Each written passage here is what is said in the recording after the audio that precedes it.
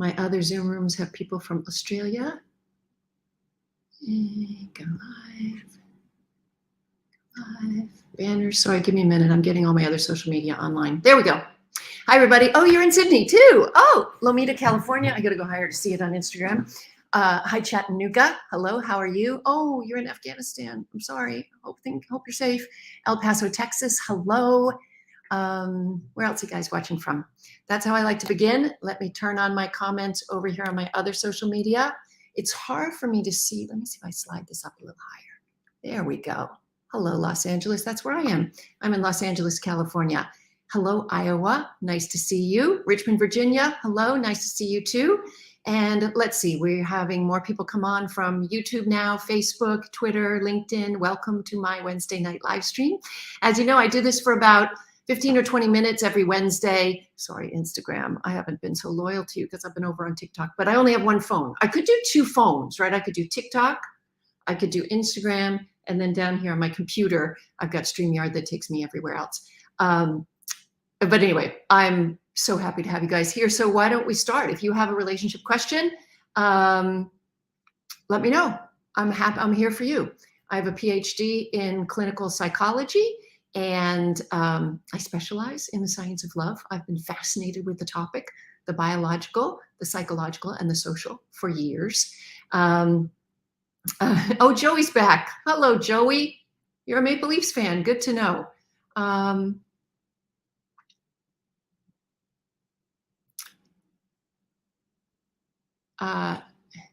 Yes, Zero, it probably is foolish to think it can last. Just saying. Okay, any questions up here? Do we have any questions? I specialize in the science of relationships. If you don't know me, I have been on KFI AM 640 radio in Los Angeles for the last 7 years. I'm a professor of psychology at California State University, Channel Islands. I know that many of my followers are former students. Can avoidance and anxious attachers work is the question I just saw zip past. And the answer is, of course it can work, but they both need to learn how to change their attachments or their reactions to each other, because they tend to trigger each other, right?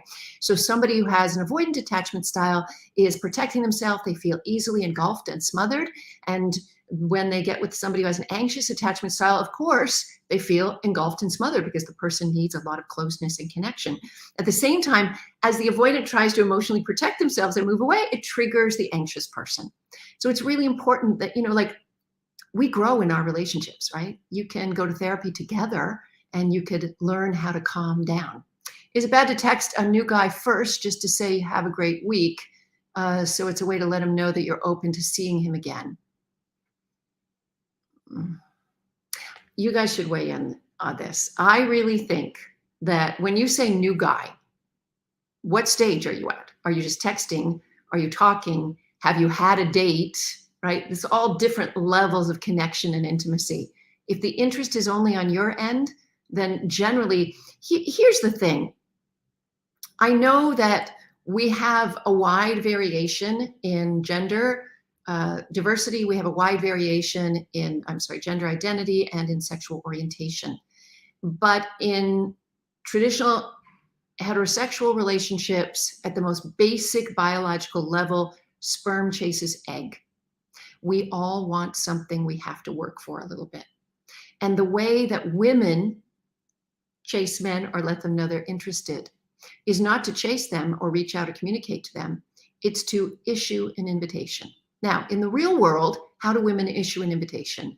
They lock eyes for just a second longer than they should, or they look and then they look away and they look embarrassed. They play with their hair. There's tons of research on this. They expose their neck when they're talking, right? All this body language stuff lets men know that they're interested, even on an unconscious level. Now, if you're only dealing digitally, the only thing you can do is post a lot and hope that they see it, because there's that invitation.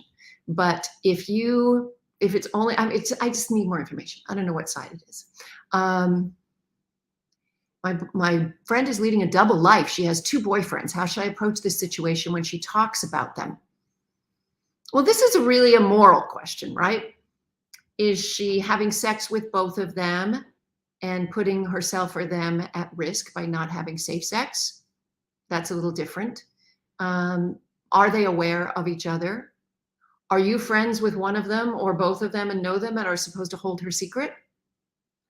And in which case you want to talk to her about it. If you just don't agree that dating two people is not a, is you don't think it's a good thing and it's immoral, then talk to her about that. The fact that you're having cognitive dissonance. But what she does in her love life, if you don't have a vested interest in those two guys, is really up to her. Now, you might have to make a decision whether a friend of yours needs to follow your moral guidelines and whether you want to continue that friendship.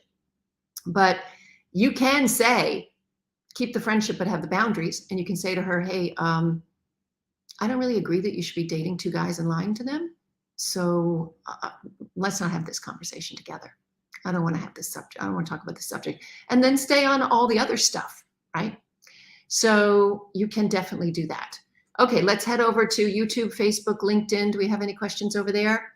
If you're just joining, I'm Dr. Wendy Walsh. I'm known as America's relationship expert because I've been studying the science of love for quite a few decades. I have a radio show on iHeartRadio called The Dr. Wendy Walsh Show on KFI AM 640 Los Angeles. And I'm a psychology professor at California State University, Channel Islands.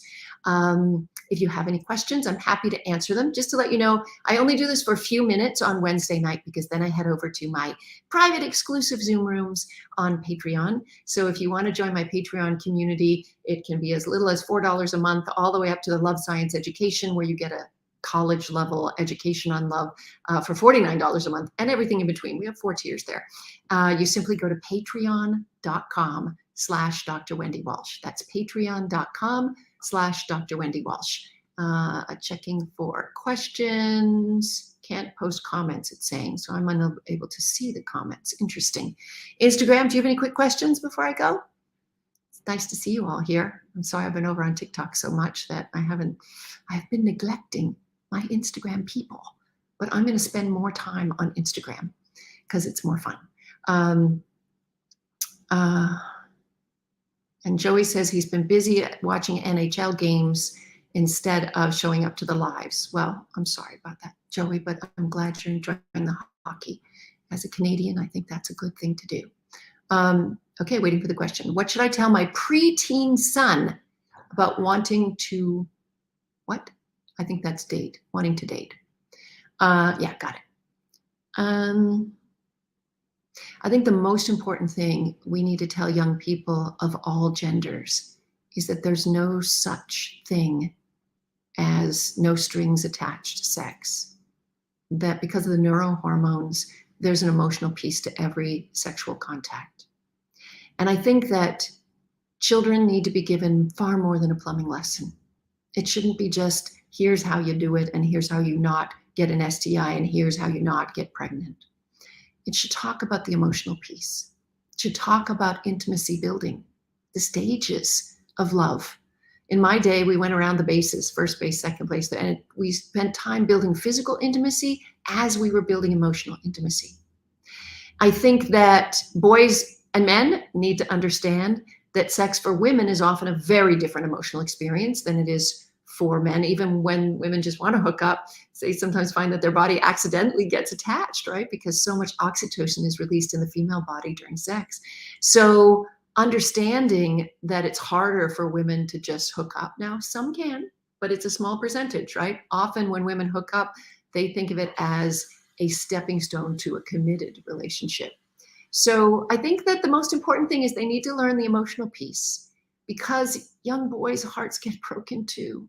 And we need to protect their hearts as much as we protect the hearts of young girls. There is a trend right now among where are we at? XYZ, Gen Z now, to not catch feelings. I don't like this saying at all, because basically it says you have to train your body to have sex without emotional connection.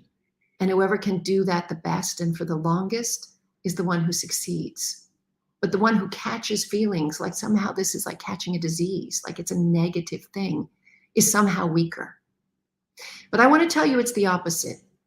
The strong position in human evolution has always been those who can make a secure attachment, those who can make a clear bond and maintain it for the longest period of time. You know, there's tons of research to show that long-term committed people have better physical health, better mental health. They accumulate more wealth. Now, our life expectancies are extending. So even the most monogamous of humans may find 2 or 3 long stints of monogamy with some mate selection in between. But the truth is, we are wired as a species to be mostly serial monogamous. Okay, there's some people out there who are extra pair bond people. They're having open relationships, polyamory. But I'm telling you this, they are the minority, less than 5%. The vast majority of humans of all genders thrive in the emotional support of a committed, secure relationship. Now, I'm not saying it's for everybody, but I'm saying it's for most. And that's what we need to teach our kids too, that dating should be about getting to know somebody, about finding a best friend, about feeling safe with somebody, about having boundaries, learning to say no to things that you don't feel comfortable with. We all may need to learn this across the lifespan, but I'll tell you this, love is the best drug we have. It actually is good for your health. Do I answer questions on TikTok? Sometimes. The best place to get information from me is in my Patreon community. Behind the paywall for as little as $4 a month. I answer questions. I have live Zooms. I post videos. My books, my articles, my podcast, Mating Matters, is there. So I really encourage you to join my Patreon community. It is patreon.com/Dr. Wendy Walsh. And with that, oh, hi, Alfred. Good to see you from Texas.